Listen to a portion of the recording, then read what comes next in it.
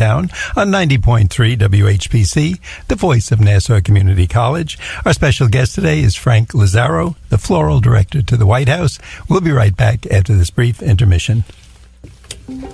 This is Mario Andretti. You know me as a race car driver, but I'm also a Meals on Wheels volunteer. I've raced against the sport's biggest personalities, but I've never met more vibrant, amazing people than the seniors served by Meals on Wheels. As a volunteer, you deliver a hot, nutritious meal and a friendly hello to someone just like your mother, grandfather, or next-door neighbor. These seniors are inspiring people with incredible stories to share, and they love to see you. The smiles you get back are priceless. Delivering with Meals on Wheels is easy, and you don't have to drive like me for it to be quick. You can volunteer your lunch break once a week or just once a month. With 1 in 6 seniors facing hunger and many more living in isolation, your lunch break can make a real difference. So, America, let's do lunch. Volunteer your lunch break at americaletsdolunch.org. This message brought to you by Meals on Wheels America and the Ad Council. My Hometown is made possible by Anton Media Group. For more of your local community news, you may visit AntonMediaGroup.com. If you have a story to share or want information about subscriptions, you may call 516-747-8282. WHPC. And now we return to My Hometown. We're back on My Hometown. I'm your host, Bill Horan, along with Nassau Community College student Zac Turkel. Today we're here speaking with Frank Lazzaro, the White House freelance floral director. Now, Frank, you've had us laughing and really told us an interesting story how, based on a letter to the White House, you got okayed for this position, yes. And you're going back and forth from Long Island. Here you were just a little businessman on Long Island. Now you're the White House floral director based on one letter. That's correct. And I think you told me before the show, somewhere in there, you were actually going to Queens College. Yes, Queensboro. And a little incident happened there. Yes, it did. So I got invited to the Christmas dinner. The Christmas party at the White House. They invited the staff, and I was part of the staff. And we were having finals in Queensboro Community College, and I told my professor I cannot make it to the finals. And he asked me, "What's the matter, Lazzaro? Why can't you do this? Why can't you come to class?" I said, "Well, I'm going to have lunch with the First Lady." And he just got thrown back. I didn't tell him that I was the White House decorator. The Secret Service told me to keep it low-key. And he says, "Lazzaro, are you nipping anything on campus? You want to go see my friend? He's a social worker and he's majoring in psychology, and he could talk to you about your illusions that you're seeing." I says, "All right, I will. After I come back from the White House, having lunch with the First Lady, I have to catch a plane at Easton on a LaGuardia shuttle." And he was amazed. And then when he read about me in those days was the Long Island Press. Sure. Walter Kaner was a very good friend of mine. I did a lot of charity work for him. Donated so they much. Did realize then that you were legit. You weren't crazy. No. Then he called me at my home and he says, "I don't know how to apologize. I'm so sorry. I thought you were like off the wall." So that's what we say about you, Zac. Yeah, it is true. People make all those assumptions. So I said, "Sir, don't just book by its cover." I kept it low key because I'm not one to put on airs. My father used to tell me, may he rest in peace, "Remember your friends on the way up in life, you'll meet them on the way down." So that was so true, and I lived by that. Words of wisdom, definitely. "Lazzaro, if the White House decorator, you should be walking around with a crown on your head." I said, "That's not me, sir. That's not me." So he apologized and accusing me of having these visualizations in my head. I think Zac has another question for you. Yes. Yeah. Frank, this goes back to many of the presidents that you've served. You've served 3 presidents, correct. Ford, Carter, and Reagan. This goes to the First Lady. Who was your favorite First Lady? Well, if I had a dinner party, I would put Mrs. Carter at the front of the table. On the head of the table. Mrs. Carter and I became good friends. And when she saw me, she would always take pictures with me. And I told her one day, she asked me, I think, what would you like to have for Christmas if you had anything you'd like to wish for? And I said, I would love to meet the president. And she made a call or something, and next thing you know, the president came in. It was a Sunday, and he came into the room, and we took a photograph together. It's in my book. And I was shocked. And I said, that was so nice of her to do that.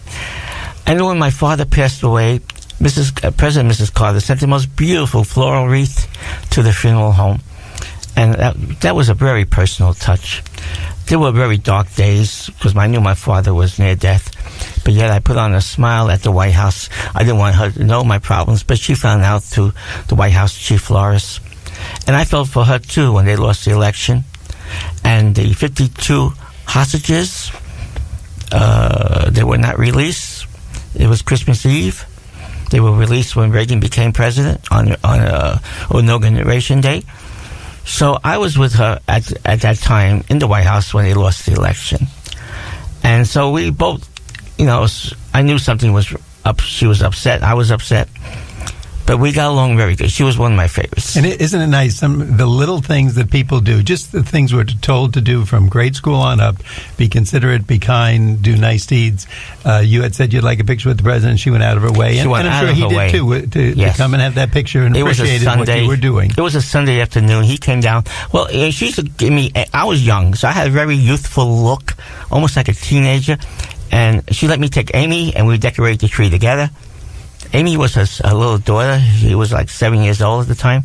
You said you had some memorable stories with her. Very much so. One day, Mrs. Carter said, can you give her something to do? And I said, come on, Amy, we're going to wire pine cones to put on the tree. So you know how children are. After 2 or 3, they get bored. So she's wiring a pine cone with wire and putting it on the tree, and the president walks in. And he says, what are you doing, Amy? I said, Frank gave me a boring job. I hate it. So I got so nervous, I swallowed my chewing gum. And I said, Mr. President, I would do anything she wants. I want to hang the star on the tree.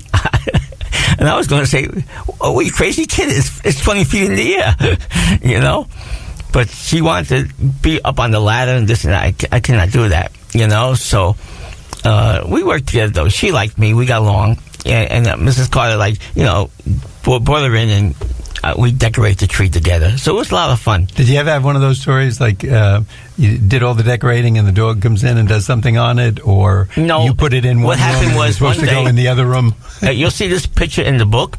I'm decorating the East Room in the corner, a very large Christmas tree, about 15 feet high, and all by myself. I did the whole tree. And the White House curator, and he said, you got to hurry up. The president's coming down. He's going to inspect this, everything. So I was very hungry. And I told the butler, by the way, the butler, do you remember the movie, The Butler? Uh-huh. I know the real butler, Gene. He was the original butler that they made the movie after. So anyway, he came in with a tray with milk and a tuna sandwich. So I brought it up to the scaffold, which was about 15 feet in the air. And I'm eating the sandwich and decorating the tree. All of a sudden, the chief usher says, "You've got to come down. The president's on his way in."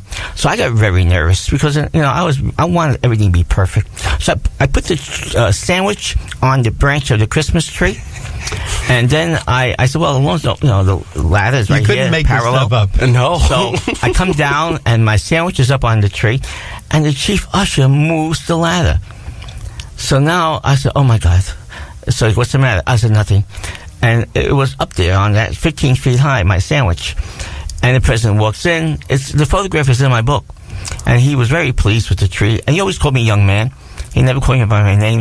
How many times I told. Very good young man. Thank you, sir. Thank you, Mr. President. Now, I had to go find my sandwich.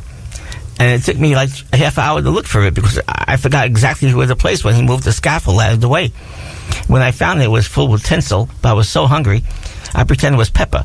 So I just ate it, because I was so hungry. And because it was an 8-hour job.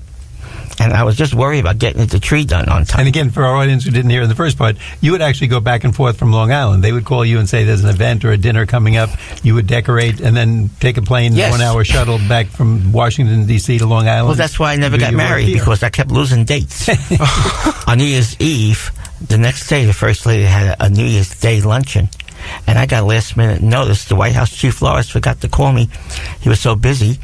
And he called me like 2 days before, so I had to break my date at the Doe's Club in New Hyde Park. And I told him my date, I can't be with you. "Oh, you have to be with me." I told the whole world I'm bringing the White House decorator. I got your newspaper pictures. I made every paper in the country. I got your newspaper. I showed him my desk. You got to come with me. I said, "I'll give you my brother instead." He goes, "I don't want your brother. He's a painter. I want the White House decorator." But I bet they got married, and they're No, married they didn't get 62 married. years now. No, but unfortunately, I cannot disappoint the First Lady. Oh, no. I mean, that's your job. That's and if your you job. have to be there and do once that. you say no to the First Lady, there's no coming back. Yes. So I told her, she asked me, "Who's your First Lady?" I said, "Well, Mrs. Ford is pretty high on the list." So I lost her as a date. And that happened quite a few times, breaking dates and going at the beck and call of the First Lady. Well, that's a good reason. How could they not date you? You're the White House freelance. Well, they dated me until I dropped them like a hot potato for the First Lady. Because there was always an event coming up. There was always oh my God, there's so many. Now, Julia Child, I worked with her. I did the Queen, you see it in my book, Bill, the Queen of England dinner in the tent. That was a nice, beautiful event. By the way, Frank, you refer to your book, so let our audience know. Tell us the title of the book and the website again before we run out of time. It's Memoirs of Decorating the White House with Frank Lazzaro. Okay. And it's... the website? Well, the website is www.franklazzaro.com. Okay, very good. Frank, you've told us you've been to many parties at the White House. How many parties were you invited out of the 3 presidents that you have served under? All the Christmas parties, the staff Christmas parties. So that's 12 of them. And one year, the staff decided to get a limo to pull up to the White House. Now, I'd never been in a limo in my life. And at the airport, we came in and I saw this big limo in front of the National Airport. And I'm looking and I say, who's a celebrity that's going in this limo? And then about after 15 minutes, the chauffeur says, "Are you a designer for the White House?" "Yes, I am." I was waiting, and then he said, "Come on in the car." I said, "Oh my God, a limo." I mean, here I am waiting for a celebrity to come out of the airport, and it was me. Frank, you've been delightful. Again, I want you to give us that website one more time. Yes, FrankLazzaro.com. And Frank is available for speaking engagements. Yes, if you I want to am. have a lot of fun. And he calls himself a floral director, but he's a comedian, really, because he knows how to make those stories fun. He's got us laughing here, and we've only scratched the surface. So do yourself a favor. Give Frank a call. Get in touch with him, and you'll have an amazing guest at your next Bill. function. Thank you so much. Frank Lazzaro, thank you so much for being with us today. On behalf of Nassau Community College, I'm Bill Horan, along with Zac Turkel. Thanks for listening to My Hometown. It was an honor. Thank you, Frank. We like to get your feedback on My Hometown. Send your comments to whpc@ncc.edu. My Hometown is produced by Jim Green, executive producer. Nassau Community College, where success starts and continues. Till next time, this is Bill St. James. And remember, there's no town like your hometown.